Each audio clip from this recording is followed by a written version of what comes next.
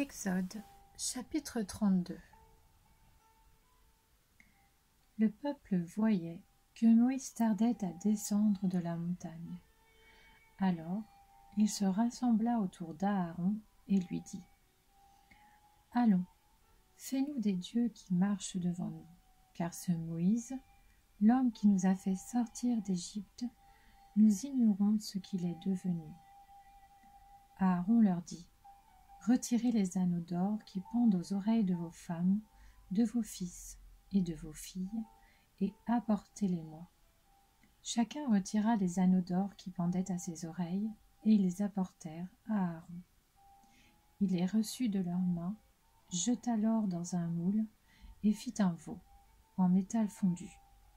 Ils dirent alors : « Israël, voici tes dieux qui t'ont fait sortir d'Égypte. » Lorsque Aaron vit cela, il construisit un autel devant lui et s'écria : « Demain, il y aura une fête en l'honneur de l'Éternel. » Le lendemain, ils se levèrent de bon matin et offrirent des holocaustes et des sacrifices de communion.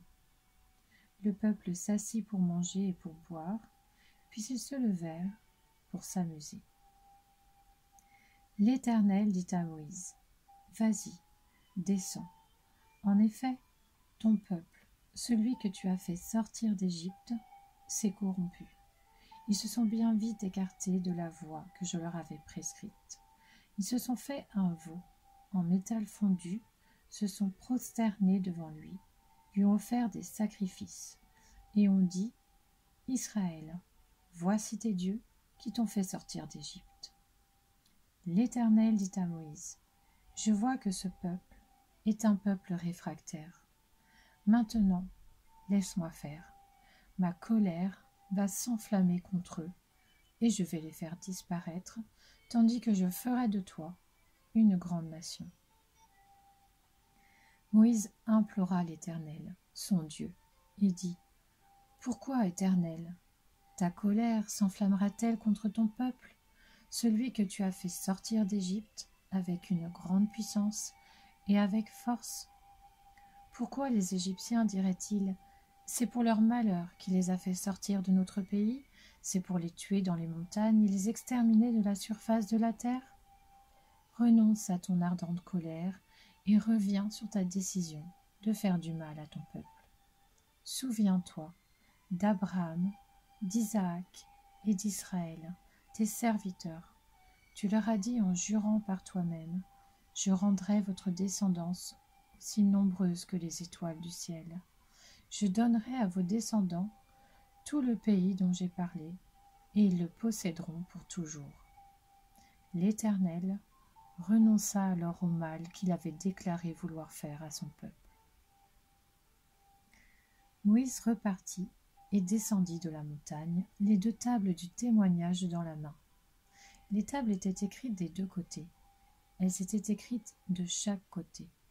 Elles étaient l'œuvre de Dieu, et l'écriture était celle de Dieu gravée sur les tables. Josué entendit le bruit que faisait le peuple en poussant des cris, et il dit à Moïse : « Il y a un cri de guerre dans le camp. » Moïse répondit : « Ce n'est ni un cri de vainqueur, ni un cri de vaincu. Ce que j'entends, ce sont des gens qui chantent. » En s'approchant du camp, il vit le veau et les danses. La colère de Moïse s'enflamma. Il jeta les tables qu'il tenait et les brisa au pied de la montagne. Il prit le veau qu'ils avaient fait et le brûla au feu.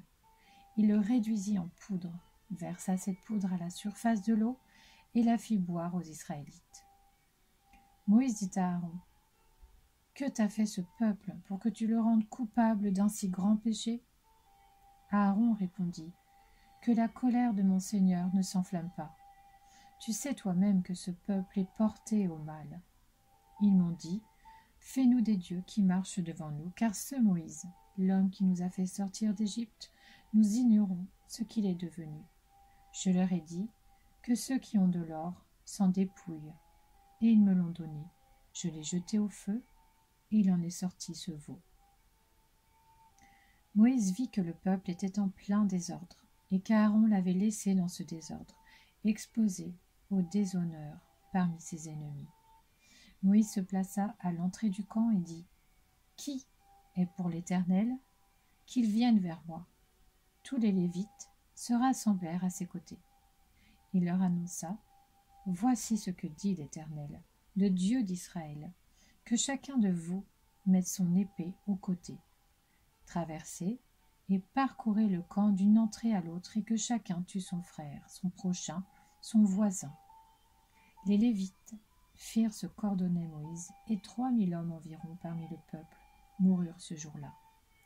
Moïse dit : « Vous avez aujourd'hui été établis dans vos fonctions, au service de l'Éternel, et ce, au prix même de votre fils et de votre frère, si bien qu'il vous accorde aujourd'hui une bénédiction. » Le lendemain, Moïse dit au peuple : « Vous avez commis un grand péché. Je vais maintenant monter vers l'Éternel. Peut-être obtiendrai-je le pardon de votre péché. » Moïse retourna vers l'Éternel et dit : « Ah, ce peuple a commis un grand péché. Ils se sont fait des dieux en or. Pardonne maintenant leurs péchés. Sinon, efface-moi de ton livre que tu as écrit. » L'Éternel dit à Moïse : « C'est celui qui a péché contre moi que j'effacerai de mon livre. Va donc, conduis le peuple à l'endroit que je t'ai indiqué. Mon ange marchera devant toi, mais le jour où j'interviendrai, je les punirai de leurs péchés. » L'Éternel frappa le peuple parce qu'il avait fait le veau, celui qu'avait fabriqué Aaron. Exode chapitre 33.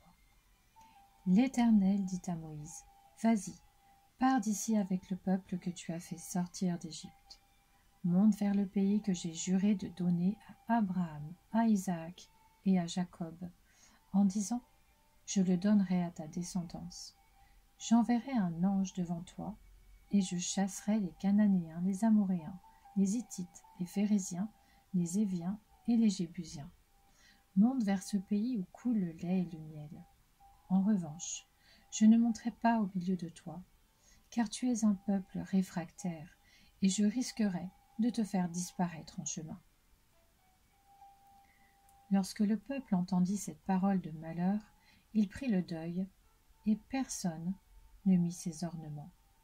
L'Éternel dit à Moïse : « Dis aux Israélites : vous êtes un peuple réfractaire. Si je montais un seul instant au milieu de toi, je te détruirais. Retire maintenant les ornements que tu portes, et je verrai ce que je te ferai. » Les Israélites se dépouillèrent de leurs ornements en s'éloignant du mont Horeb. Moïse prit la tente et la dressa à l'extérieur du camp, à une certaine distance. Il l'appela tente de la rencontre. Tous ceux qui consultaient l'Éternel allaient vers la tente de la rencontre à l'extérieur du camp. Lorsque Moïse se rendait à cette tente, tout le peuple se levait. Chacun se tenait à l'entrée de sa tente et le suivait des yeux jusqu'à ce qu'il ait pénétré dans la tente. Lorsque Moïse avait pénétré dans la tente, la colonne de nuée descendait et s'arrêtait à l'entrée de la tente, et l'Éternel parlait avec Moïse. Tout le peuple voyait la colonne de nuée s'arrêter à l'entrée de la tente, et tout le peuple se levait et adorait, chacun à l'entrée de sa tente. L'Éternel parlait avec Moïse face à face, comme un homme parle à son ami. Puis Moïse retournait au camp, tandis que son jeune assistant Josué, fils de Nun, ne sortait pas de la tente. Moïse dit à l'Éternel : « Voici que tu me dis : fais monter ce peuple, et tu ne me fais pas connaître qui tu enverras avec moi. Cependant, tu as dit : je te connais par ton nom, et tu as trouvé grâce à mes yeux. Maintenant, si j'ai trouvé grâce à tes yeux, fais-moi connaître tes voies. Alors, je te connaîtrai, et je pourrai encore trouver grâce à tes yeux. Regarde, cette nation est ton peuple. » L'Éternel répondit : « Je marcherai moi-même avec toi, et je te donnerai du repos. » Moïse lui dit : « Si tu ne marches pas toi-même avec nous, ne nous fais pas partir d'ici. Comment serait Est-il donc certain que j'ai trouvé grâce à tes yeux, ainsi que ton peuple? Ne sera-ce pas quand tu marcheras avec nous, et quand nous serons différents, moi et ton peuple, de tous les peuples qui sont à la surface de la terre? L'Éternel dit à Moïse, je ferai aussi ce que tu me demandes là, parce que tu as trouvé grâce à mes yeux, et que je te connais par ton nom. Moïse dit, fais-moi donc voir ta gloire. L'Éternel répondit, je ferai passer devant toi toute ma bonté, et je proclamerai devant toi le nom de l'Éternel. Je fais grâce à qui je veux faire grâce, et j'ai compassion de qui je veux avoir compassion. Il ajouta, tu ne pourras pas voir mon visage, car l'homme ne peut me voir et vivre. L'Éternel dit, voici un endroit près de moi, tu te tiendras sur le rocher. Quand ma gloire passera, je te mettrai dans un creux du rocher, et je te couvrirai de ma main jusqu'à ce que je sois passé. Lorsque j'écarterai ma main, tu me verras par derrière, mais mon visage ne pourra pas être vu.